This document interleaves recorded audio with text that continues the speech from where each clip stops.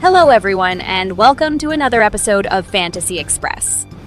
I'm Gretchen Cartwright, and I'm very happy to be here with you for yet another year to host 2023's draft selection show.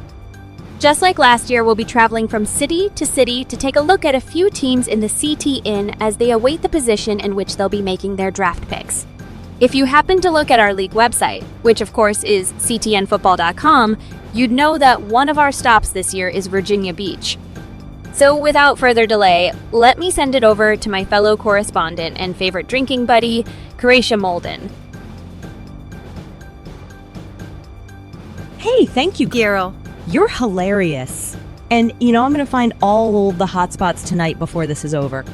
I'm standing here at the Virginia Beach oceanfront with the amazing sound of waves and an illustrious breeze blowing behind me.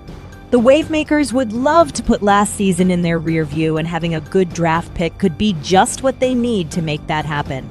We'll see exactly where they'll be selecting soon enough. Until then, let's head over to Greg Newman, who's in Kalamazoo.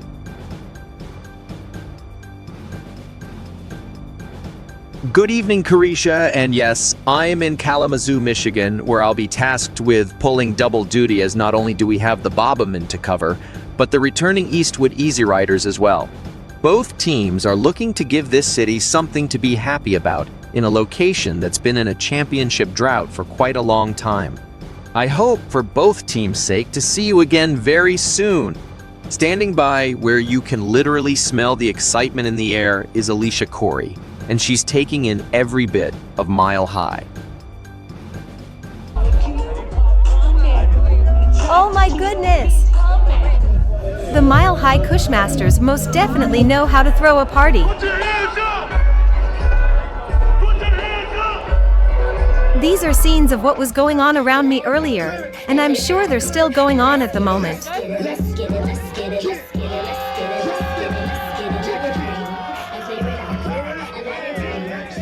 The Cushmasters have turned the draft selection show into an amazing community event. I had to change locations just so I could get through this report. The season hasn't even started yet, but everyone here wants the smoke. And more smoke. And more smoke. By the time this is over, I wouldn't be surprised if I can't even remember my own name.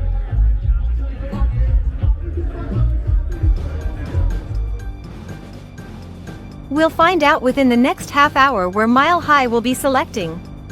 One team that knows exactly where they'll be picking is our defending champions, the Croydon Cannibals. Who do we have out in Croydon again? Oh, right. Let's puff pass it out to Sean Diamond. Just 1 year ago, I stood in this room, and behind me were 2 John Burho trophies. I guess the Cannibals owner didn't like the optics and decided one more trophy would make this room look much nicer. It'll go down as a controversial win, but a win nonetheless for the Croydon Cannibals, as they took down Las Vegas in this past year's Fantasy Bowl. I'm currently in the owner's suite as we wait around for 19 other selections to be revealed before we hear Croydon's name being called. I'm just going to make myself at home and enjoy the show like everyone else. Albeit, my current amenities are more than likely a tad more upscale than the average viewers. That's what happens when you're a 3-time champion. Let's send it back to the studio where Gretchen Cartwright is ready to get the festivities underway. Alrighty, folks. The time has come to reveal who received the number 1 overall selection. Every pick is randomly drawn, so each team, outside of our defending champions, has a fair shot at the top pick. Let's not delay this any longer. I'm equally as excited as every team owner and fan that's watching.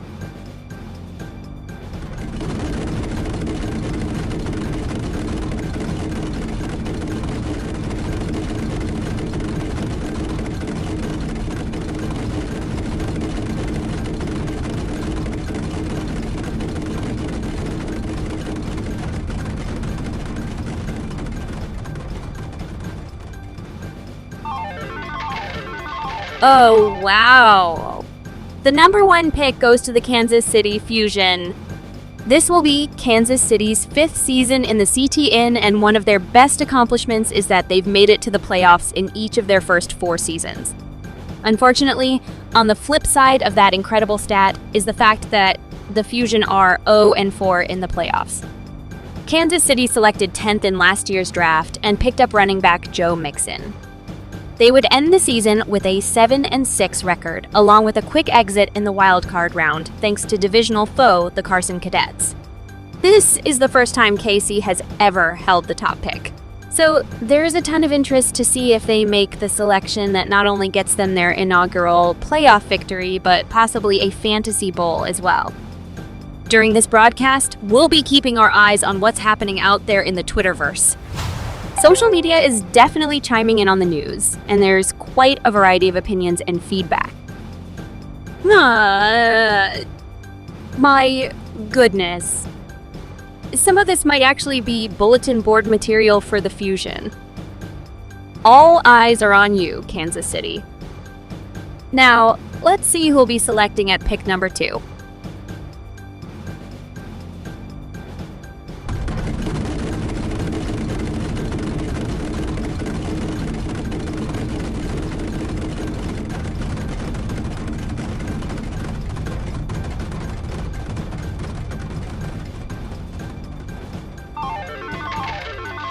Well, how about this?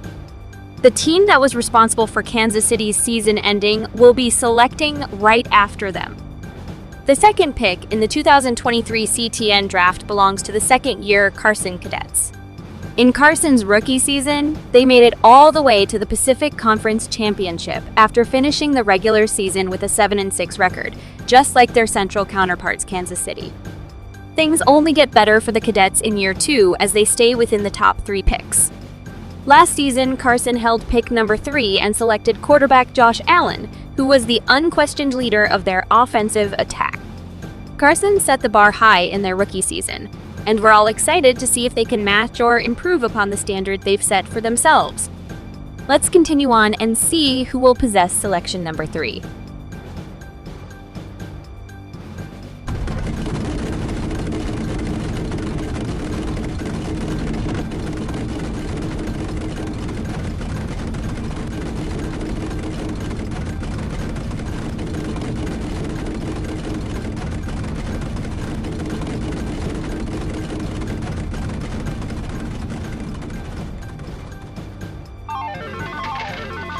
I swear to you, this isn't scripted. Much like Carson, the Lake Jackson Cyclones are also, once again, back in the top 3. I've personally never seen anything like this before. Last season, Lake Jackson had the number 2 overall selection, and with that pick, they chose Aaron Rodgers. The Cyclones underwent a change at head coach and transitioned from the West to the South Division. Those particular circumstances might have factored into why they finished the season with a 4-9 record, the second worst record in the CTN. Lake Jackson was just in the Fantasy Bowl 2 years ago, so let's hope their championship window hasn't closed just as quickly as it opened. We have a few tweets coming in, and one just happens to be from Cyclone superfan, Megan the Stallion. I guess it's nice to have friends in high places. I, personally, would know absolutely nothing about that. I'd settle for a B-list celebrity friend at this point. Moving along, let's see who'll occupy the 4th spot in our upcoming draft.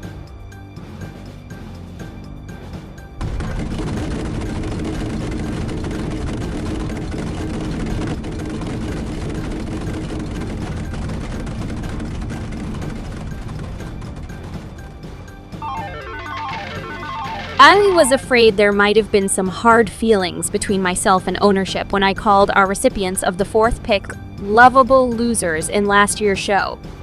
I personally thought the Woodbury Walking Dead would come out with a vengeance, but instead they remained their consistent selves and posted their 3rd consecutive 5-8 season. Woodbury is a franchise that has never advanced to the playoffs, nor have they ever achieved a winning season. Last year, The Walking Dead had the 5th pick. Yes, just 1 pick lower than where they're selecting this year. With the 5th pick, they selected Austin Eckler. a pick they would only hold onto for 2 weeks before trading to former division mate the Toronto Thundertails. I'm not the type to kick a team while they're down, but if their favorite position is horizontal, what more can I really say? As a matter of fact, I think I'll just let Woodbury's beat writer do the talking for me. Here's what Mr. McCafferty had to say about his team. You've all gotten to know me through my weekly South Jersey Courier publications, but I'll also be starting a podcast this year simply called Steve McCafferty Uncensored. My history with Woodbury is well documented. Last year, this team sent me down a dark path that would make Charlie Sheen look like a choir boy.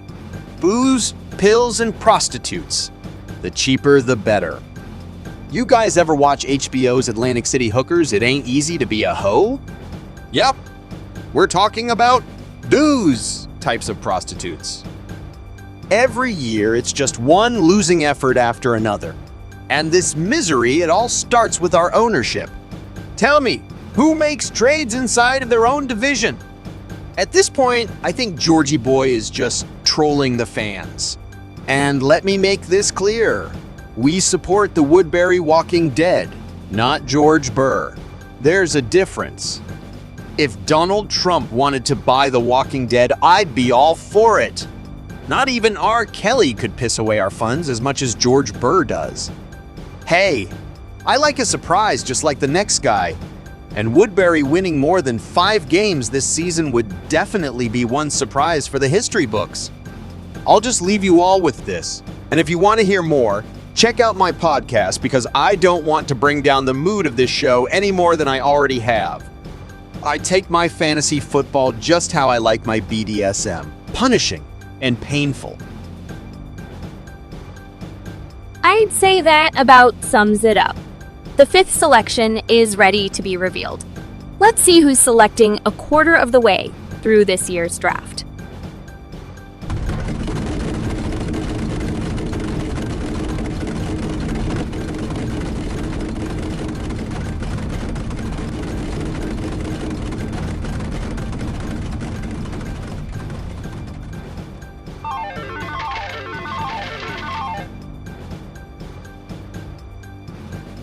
The Eastwood Easy Riders are officially back, and having a top 5 pick in their return to the CTN definitely doesn't hurt. Let's send it out to Greg Newman, who's currently inside the Kalamazoo Valley Museum. Thank you, Gretchen. Eastwood spent 3 seasons in the CTN before taking an unexpected sabbatical. In their most recent season, back in 2019, the Easy Riders made it all the way to the Pacific Conference Championship game where they lost to the eventual champions. The one thing that might have brought Eastwood back more than their quest for the John Burho Trophy is to get a measure of revenge against their in-city rivals, the Kalamazoo Bobbum men. After 6 meetings, the Easy Riders are 2-4 in competition with their crosstown combatants. And who can forget when Kalamazoo swept Eastwood and put their owner's photo beneath a rotund set of bronze balls? If that's not motivation for the Easy Riders' return, then I don't know what is. I'll see you all again once we get to the reveal of our other favorite team in Kalamazoo, the Bobbum men. Until then, let's send it back to Gretchen in the studio. See you down the line, Greg. The recipient of the number 6 pick is ready to be unveiled. Let's see who it is.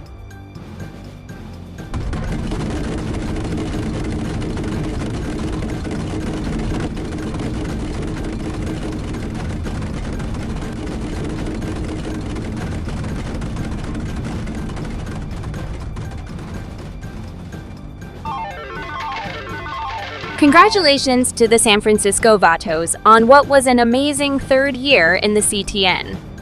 The Vatos went from a 1-12 season just 2 years ago to an appearance in the divisional round last year after improving to 9-4. Jose Campos was in the running for winning comeback owner of the year on award night. While he might not have won, his team definitely didn't go home empty-handed.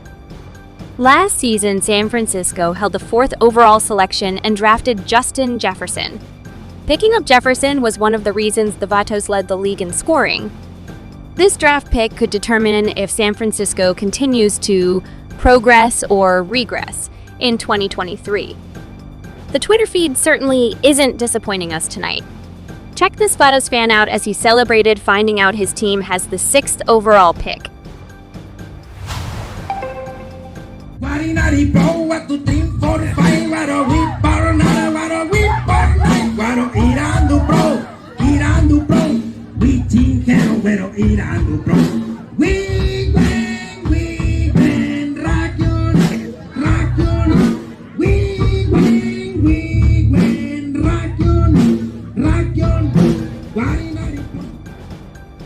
Absolutely wild.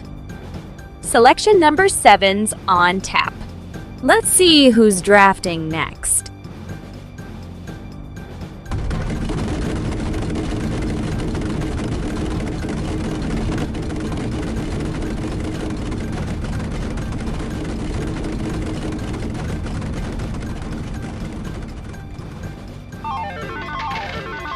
Just 2 years ago, the Liberty City Legion won Fantasy Bowl 14. After finishing with a 6-7 record, they barely missed out on a wildcard berth last year. Their subpar season might have had a lot to do with possessing pick number 20, as all champions received the final selection in the draft. Liberty City chose running back Aaron Jones and wide receiver A.J. Brown with back-to-back picks. The Legion didn't really get the consistent production they were hoping for from either of their top picks. They would end up only averaging 85 points per game. In case you're wondering, the year the Legion won their championship, they held the number 2 overall selection. They also averaged 101 points per game that season. Needless to say, Liberty City needs to draft someone who can produce points if they want to get back to the top of the mountain. Up next is selection number 8, and I'm excited to see who'll receive this pick.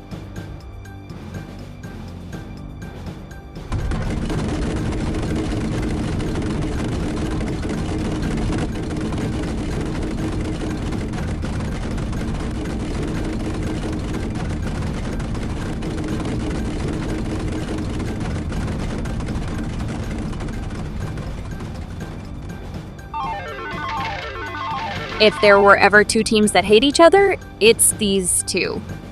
As the football gods would have it, Slayerville and Liberty City are drafting back-to-back. After advancing to the conference championship in 2020, the North Jackets have suffered consecutive 6-win seasons.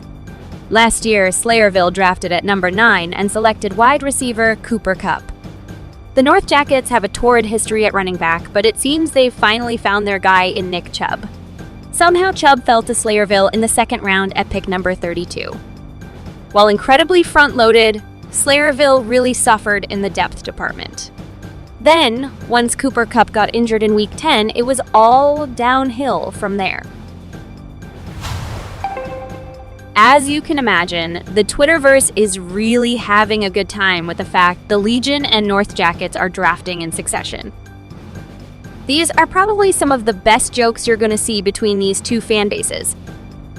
It's truly New York versus New Jersey at its finest. These comments are so intense that I think if these fans were face-to-face, we'd have a fight on our hands. Yikes. We're getting close to the midway point. Let's see which franchise will hold the 9th pick.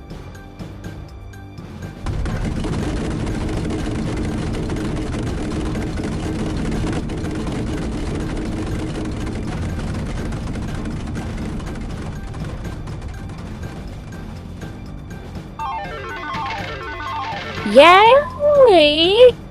We've finally gotten to the only team and owner guaranteed to win an award this year, and that's the Rookie of the Year. Since, they're the only ones in town. The Twin City Trotters are an interesting prospect as they jump into a division of teams that never won a Fantasy Bowl or even been in one. I'm required to say this every year. There's never been a rookie team to win the Fantasy Bowl. So, if Twin City wants to make a lasting impression, this would be their prime opportunity. More importantly, the city of Minneapolis has been on pins and needles ever since the departure of their previous owner from their previous franchise, the Minneapolis Blaziens. I'm sure everyone in the CTN is happy the city not only got to revive their standing in the league, but upgrade it with an owner in Mallory Dennison who seems to be highly apt and adept. Twitter certainly seems to be extremely pleased with this. You've just got to love all the excitement and energy that the Trotters are bringing with them to the CTN. Here we go, folks. We're at the midway point. Let's see who's going to be selecting right in the middle of this year's draft.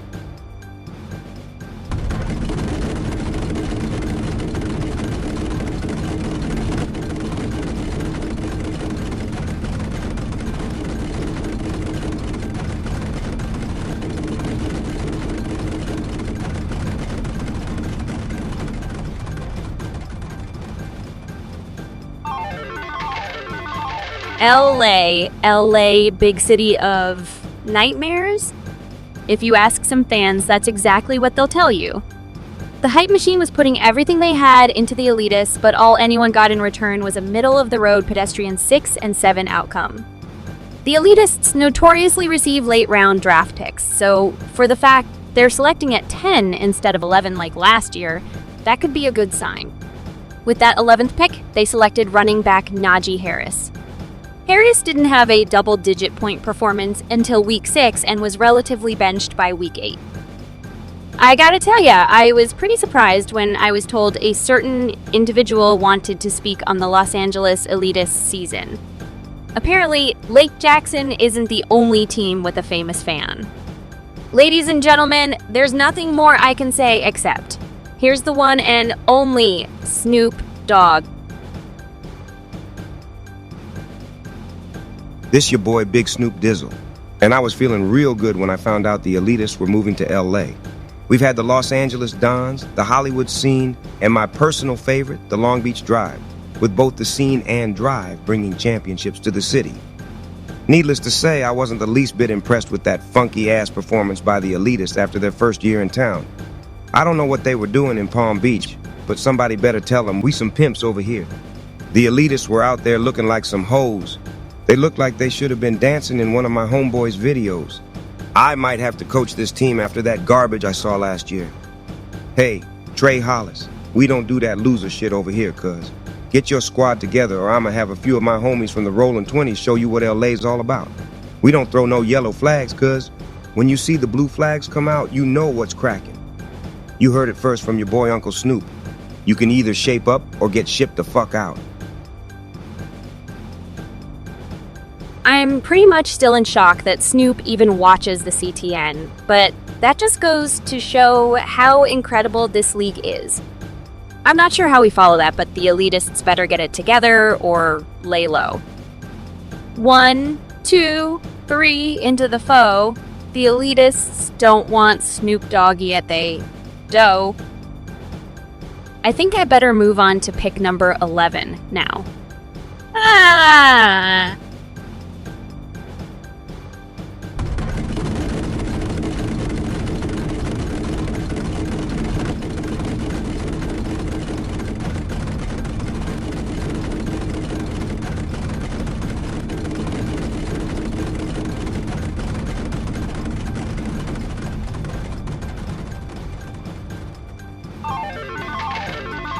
Only a few active teams in the CTN have won a championship.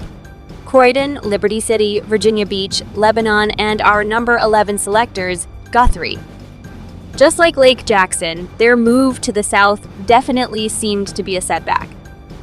This is a team that's been in the league since 2015, and right out the gate they established themselves as serious contenders. The last 2 seasons for the Gorilla family have been similar to Slayerville's, where they just can't seem to get past 6 wins. There's no seismic shift in draft position for Guthrie as they held the 12th pick last season and selected tight end Travis Kelce. Guthrie seemed to be an incredibly disheveled franchise last year. Everybody from ownership to personnel and everything in between could stand to improve. This team will be remembered more for their quarterback controversy than for any games won or lost in 2022. Only time will tell if the Gorilla family can be as successful in their new surrounding as they were in their previous one. Pick number 12 is ready to be revealed. let's see who'll be making this selection.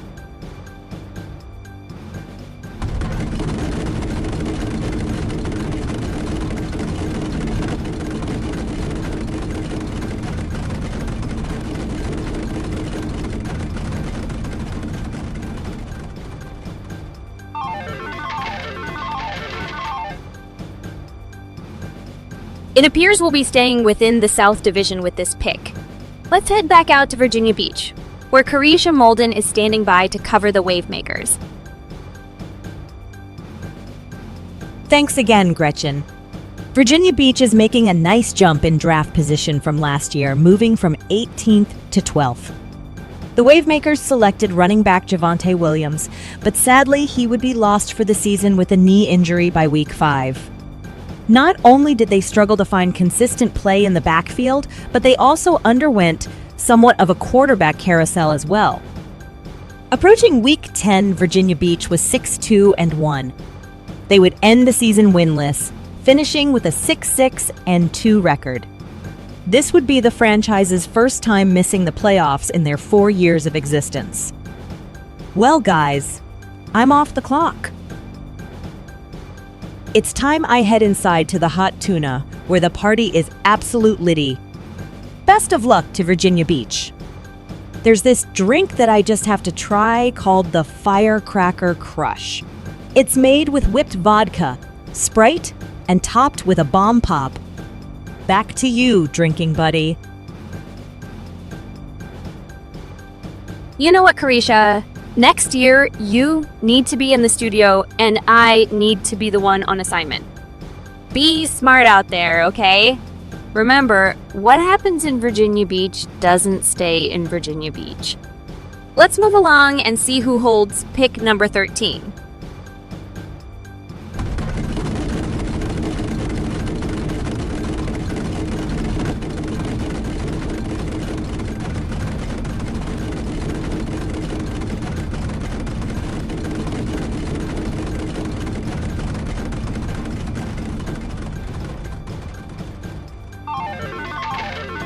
Nobody likes receiving the unlucky number 13th selection, but if there were ever a team that could make it work, it's the Seattle Slobberknockers. Seattle's buck the system, anti-establishment approach to the game might be just what's needed to overcome the stigma of this draft position. The Slobberknockers held the 17th pick last year and selected Saquon Barkley, who I'd say exceeded expectations for the most part. With the exception of Devontae Adams, Seattle's struggles stemmed mostly from their lack of consistency at their other skill positions. Their offensive flaccidity led to a 5-8 record. Let me remind you that this was their rookie season, so maybe we can give them a pass this time around. Should they repeat this ineptitude in year 2, we might be having a completely different conversation. We're continuing to move forward with pick number 14 awaiting. Let's see who holds control of that pick.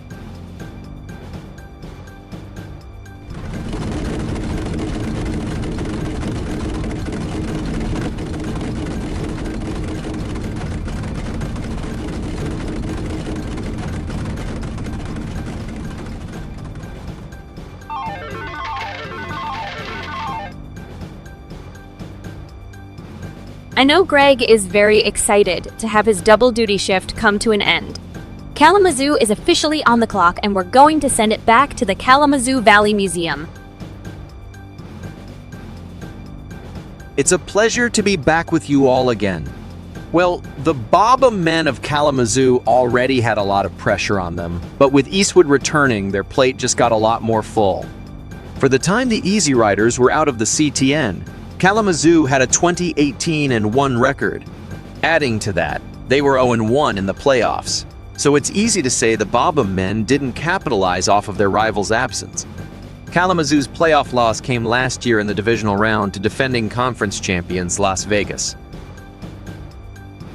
The Baba men were randomly awarded the coveted number 1 overall selection last year and drafted Jonathan Taylor. After 5 disappointing weeks, Kalamazoo traded Taylor away after upgrading to Austin Eckler a couple weeks earlier. Hey, maybe Kalamazoo plays better with Eastwood looking over their shoulder. The numbers don't lie.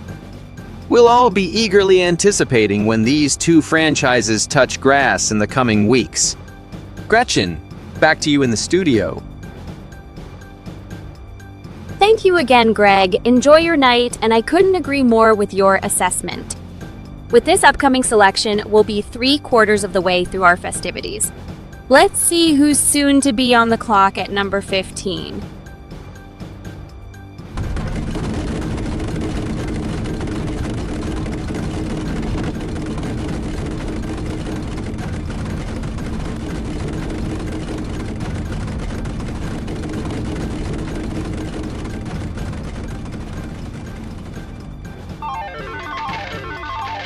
The Lexington All-Stars had a lot to be excited about after earning their first ever playoff victory 2 seasons ago. Unfortunately, the All-Stars were right back on the outside looking in last year. After finishing 6-7, Lexington found themselves 4th in the South Division. The All-Stars drafted Stephon Diggs with the 14th selection, and to his credit, he wasn't the issue. As a matter of fact, Lexington had quite the trio of receivers with Diggs, Amari Cooper, and Tyreek Hill, but opted to trade Cooper in Week 5, thus breaking up that nucleus. Even still, the All-Stars amassed a 6-2 record before losing 5 straight, mostly due to injuries and poor defensive play. The Lexington All-Stars will be hoping for the perfect alignment in 2023. Health is most definitely wealth, and Lexington could use some good fortune. As we continue on, let's see who's selecting at pick number 16.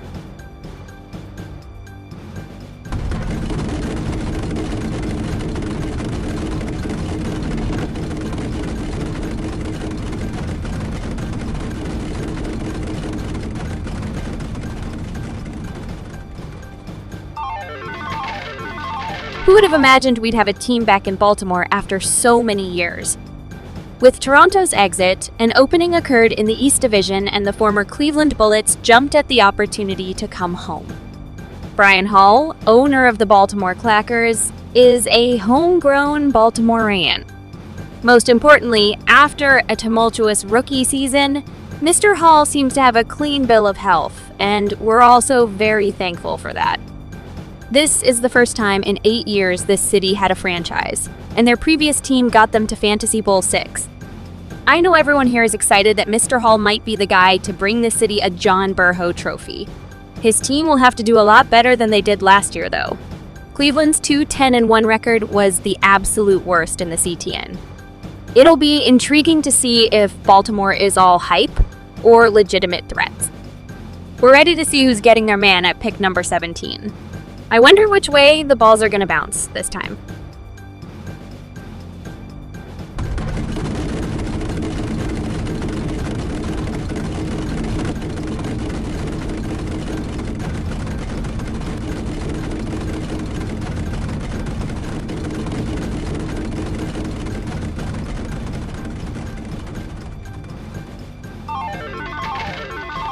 Year after year, the Lebanon Pioneers find a way to play beyond Week 13. The Pioneers were the South Division champions with a 7-5-1 record. The South is a division made up of 3 Fantasy Bowl champions and 4 conference champions, so the level of competition is extremely high. You have to give Lebanon all the credit in the world for not only swimming with the Sharks, but being the great white of the bunch. The Pioneers moved down just a little bit after having the 15th pick in last year's draft.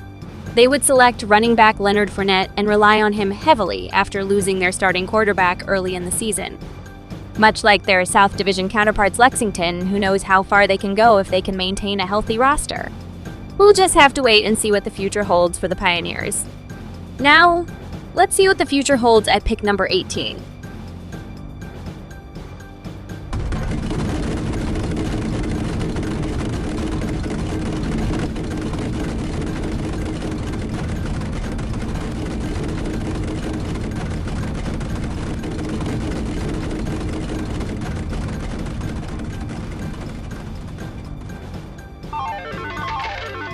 If controversy created cash, then owner of the Las Vegas Venom, Ron Parson, would be a very rich man.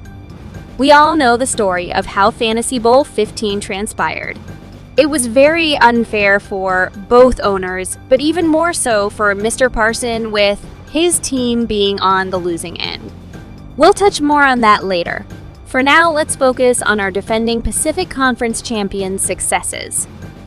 In their second season, the Venom finished with an 8-5 record, a complete reversal of their 5-8 rookie campaign. Last year, with pick number 16, Las Vegas selected Dalvin Cook. Not taking anything away from Cook, but fifth-round pick Trevor Lawrence was definitely this team's unsung hero. Only a few teams have made it back to the Fantasy Bowl 1 year removed from their last appearance, so if Vegas can pull that off, they'd be an absolute elite company. Everyone certainly has an opinion about Las Vegas on Twitter one way or another. And oddly enough, the Venom might have gained more fans being on the losing end than if they had actually won. One thing is for sure, I wouldn't recommend betting against them. There's only 2 picks left and we already know who the last pick belongs to. So, let's reveal pick number 19.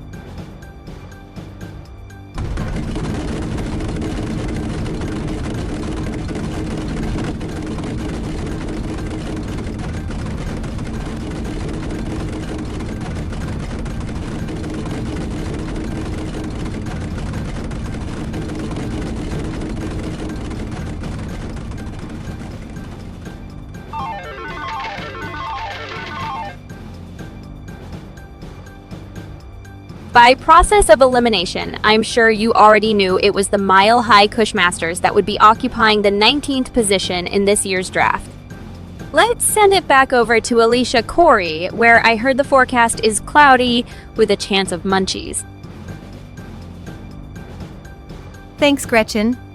Well, the smoke has cleared in more ways than one here in Mile High. The Cushmasters and their fans now know where they'll be selecting this year. And oddly enough, it's exactly where they selected in 2022. Let's see how that worked out for them.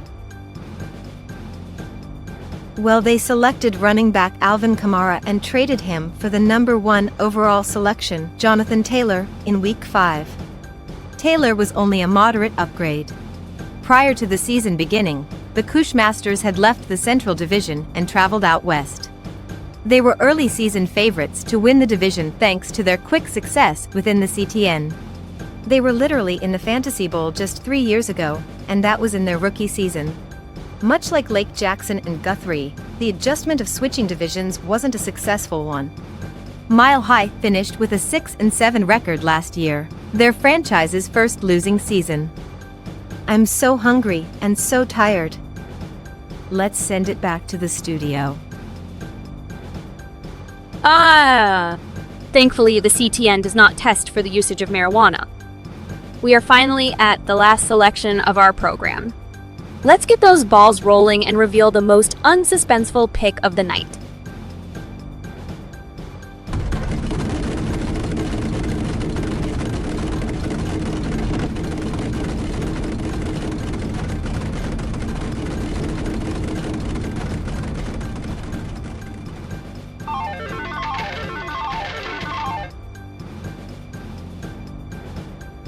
Champions are not champions because they do something extraordinary.